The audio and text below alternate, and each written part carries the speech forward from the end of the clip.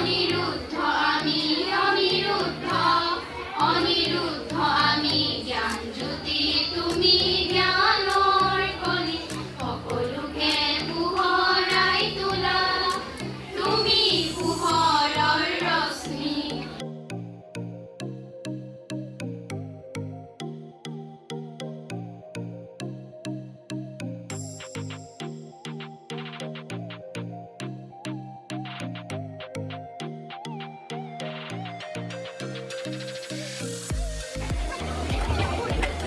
সকল ছাত্ৰ-ছাত্ৰীসকলক মই সকলোকে শ্ৰদ্ধা নিবেদন কৰিছোঁ।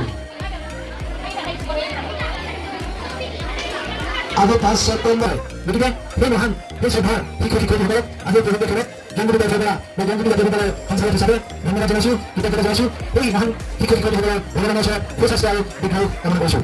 মই আৰু বিশেষ দীঘলীয়া বক্তব্য ৰাখিব বিচৰা নাই। মই দুটামান কথাই মই আজি এই মঞ্চ উদ্বোধন কৰিছোঁ আৰু প্ৰধান সচিবলৈ ঘোষণা কৰিছোঁ। গতিকে এই বিদ্যালয়ৰ বিশেষকৈ আমাৰ ব্যক্তিগত খণ্ডত শিক্ষাদান কৰি থকা শিক্ষক-শিক্ষয়িত্ৰীসকলক আজিৰ দিনটো শ্ৰদ্ধাৰে ভৰিব লাগিব। তেওঁলোকে কেৱল মানে যিটো এটা ন্যূনতম পাৰিতোষিক লৈ এই বিদ্যালয়ৰ মাজত পাঠদান কৰি থাকে, সঁচাকৈ হয়তো আমাৰ ভাষাৰে বুজাব নোৱাৰি। প্ৰকৃত শিক্ষক বুলি ক'বলৈ গ'লে প্ৰকৃত শিক্ষাদান কৰা শিক্ষক-শিক্ষয়িত্ৰীসকলক এই ব্যক্তিগত খণ্ডৰ বিদ্যালয়ৰ শিক্ষক-শিক্ষয়িত্ৰীসকলক সেইটো চেলুট মাৰিব লাগিব, ধন্যবাদ জনাব লাগিব। যে এই পবিত্ৰ খেলত এই পবিত্ৰ মুহূৰ্তত মই সেইসকল মহান শিক্ষালৈ শ্ৰদ্ধা কৰিছোঁ। আজিৰ পবিত্ৰ খেলতে মই ছাত্ৰ-ছাত্ৰীসকলক উদ্দেশ্যি এটা কথা ক'ব বিচাৰোঁ। আজি যেনেকৈ তোমালোকে শিক্ষাৰ্থীসকলক এটা গৰম এষাৰ ভাত এটা সুন্দৰ বিচনা আজি যেনেকৈ আপ্লুত কৰিছা বা আমাক গেটৰ সন্মুখৰ পৰা গায়ন বায়নেৰে